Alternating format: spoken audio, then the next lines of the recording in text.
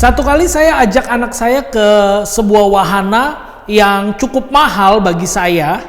Lalu saya bilang, kasih, kamu masuk aja sendiri ya. Saya nggak ikut, papa nggak ikut.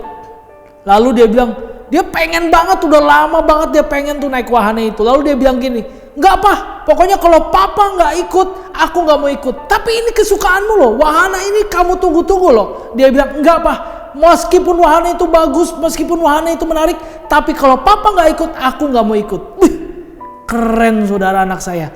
Ternyata hari ini mirip-mirip kisahnya saudara. Dari kisahnya Musa di Keluaran 33 ayat 15. Dengar baik-baik.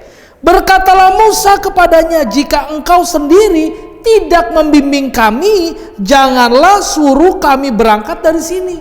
Musa ngomong sama Tuhan, Tuhan, kami gak mau berangkat. Musa gak taat saudara.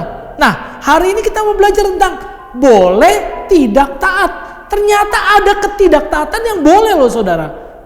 Apa itu? Yang pertama saudara, boleh gak taat kalau di ayat 1-3 bilang gini, Keluaran 33. Tuhan bilang, sebab aku tidak akan berjalan di tengah-tengahmu, karena engkau ini bangsa yang tegar tengkuk, supaya aku jangan membinasakan engkau di jalan. Tuhan bilang gini, aku tidak akan jalan di tengah-tengahmu. Berarti yang pertama, boleh gak taat kalau apa saudara? Kalau pribadinya tidak menyertai.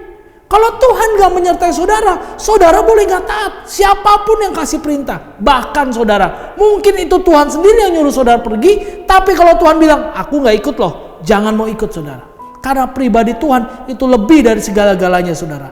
Pribadi Tuhan itu lebih penting dari tujuan hidup saudara. Amin.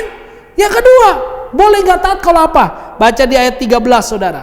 Maka sekarang jika aku kiranya mendapat kasih karunia di hadapanmu, beritahukanlah kiranya jalanmu kepadaku sehingga aku mengenal engkau. Yang kedua, Musa bilang, selain dia bilang kalau pribadi Tuhan gak menyertai dia gak mau taat. Yang kedua, kalau jalan Tuhan tidak terlihat dia gak mau taat. Ini keren saudara.